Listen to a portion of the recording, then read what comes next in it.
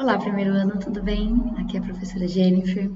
Estou muito feliz de estar retomando os conteúdos aqui com vocês.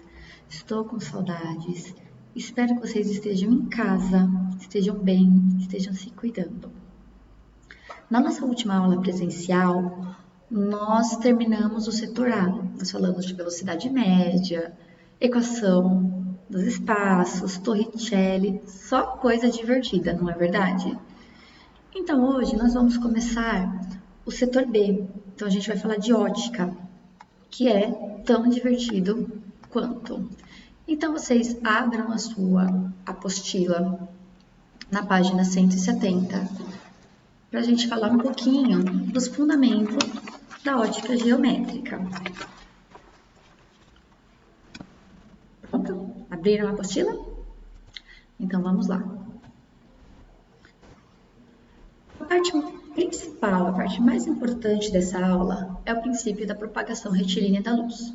O que ele diz? Que nos meios homogêneos e transparentes, a luz se propaga de maneira retilínea, sempre assim.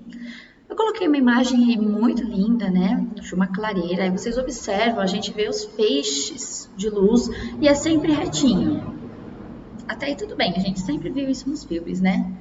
Já que a luz se propaga de maneira retilínea, vou representá-la então como um segmento de reta.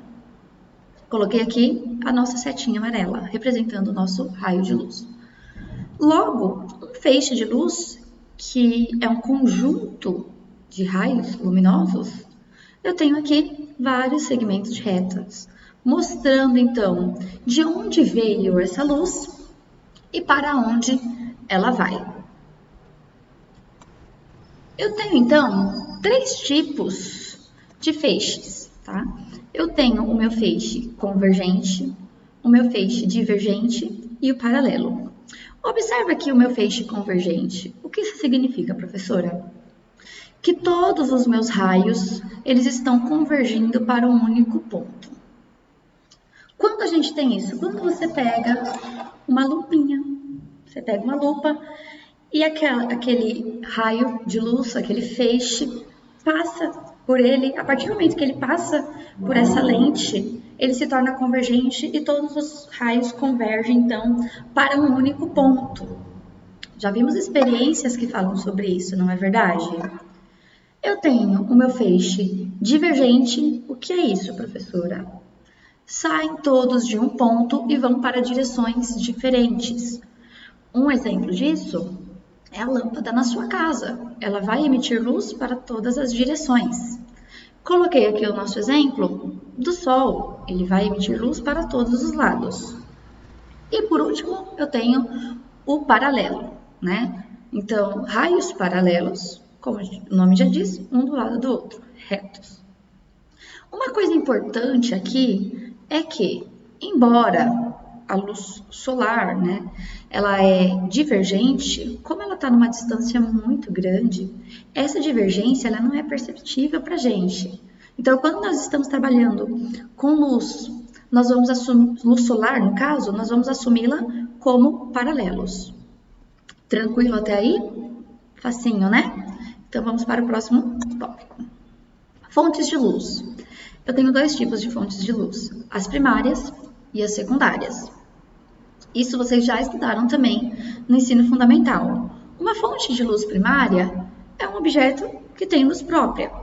Ele emite uma luz própria.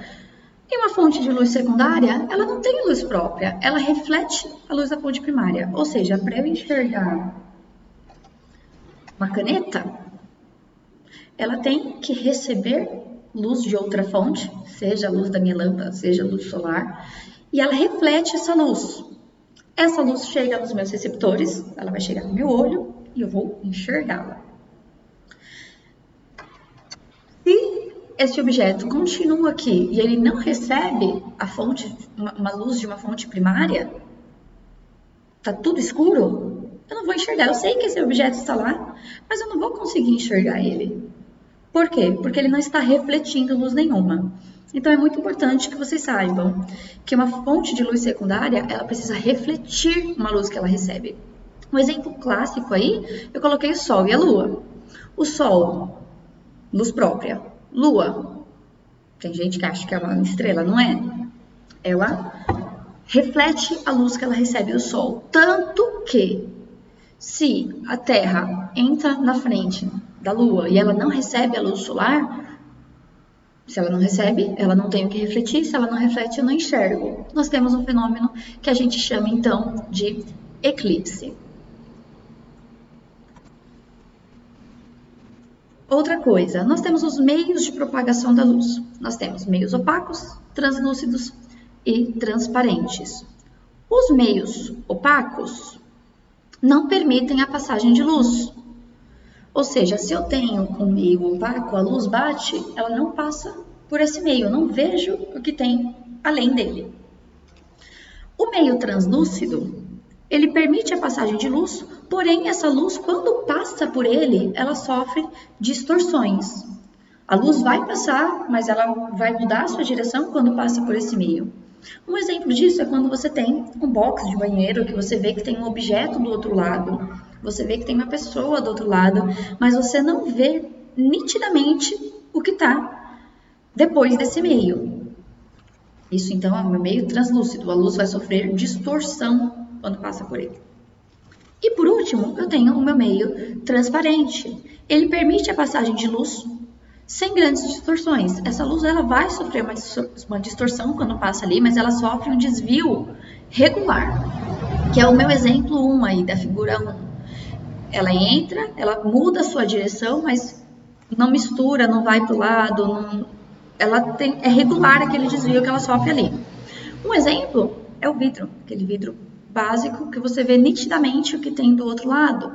A lente do meu óculos. E às vezes você vai ter aquela noção, aquela ideia de que o objeto está um pouquinho mais próximo ou um pouquinho mais distante. Por isso, porque eles vão sofrer um desvio regular, mas sofre sim o desvio.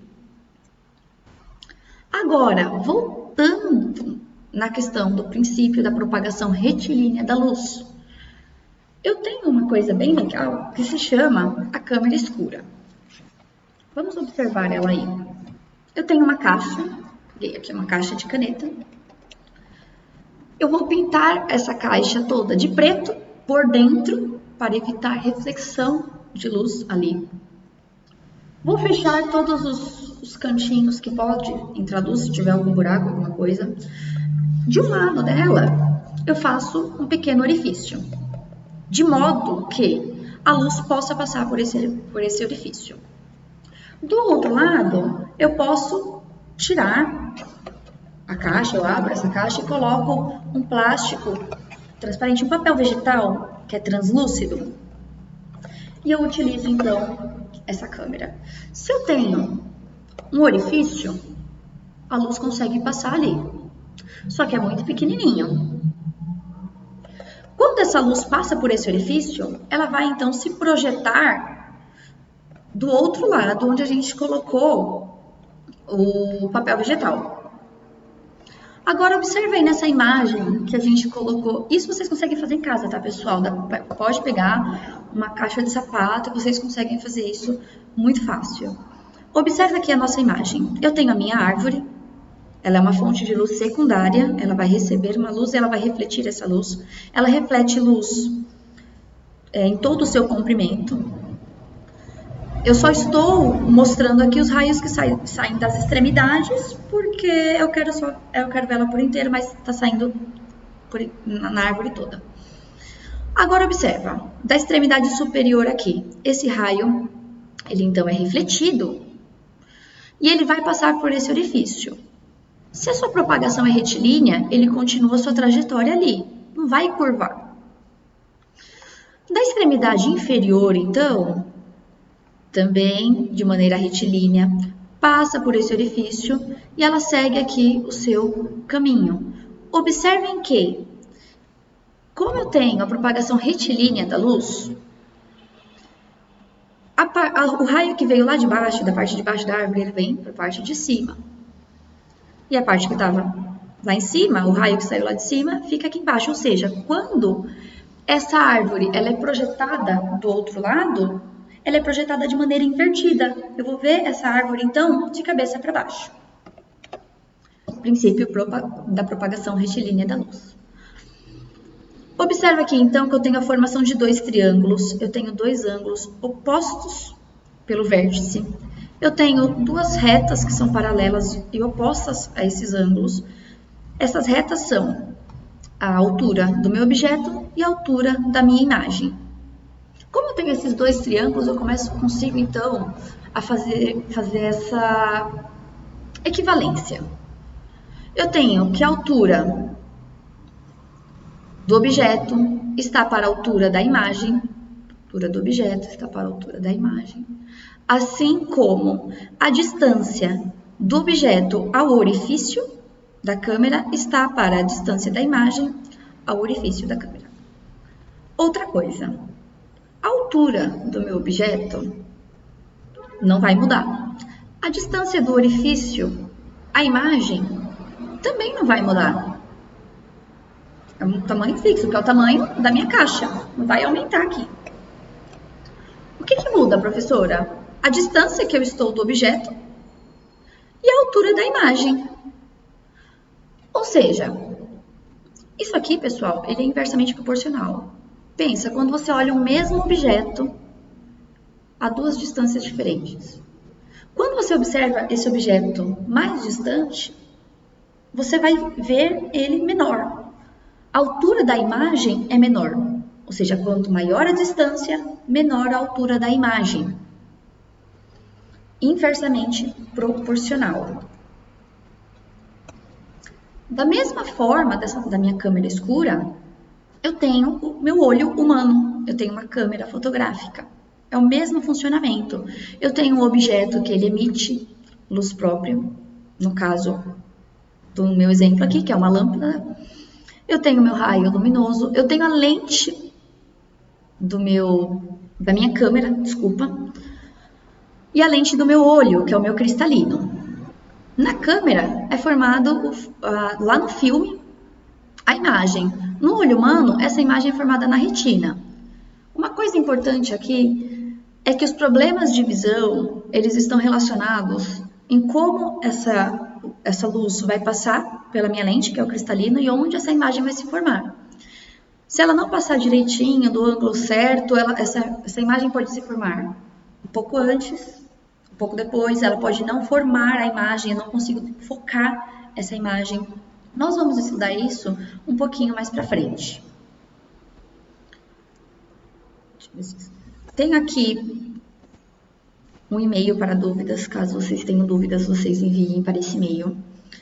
Façam os exercícios em classe, no caso é um só, que eu vou postar outro vídeo para fazer a correção desse exercício.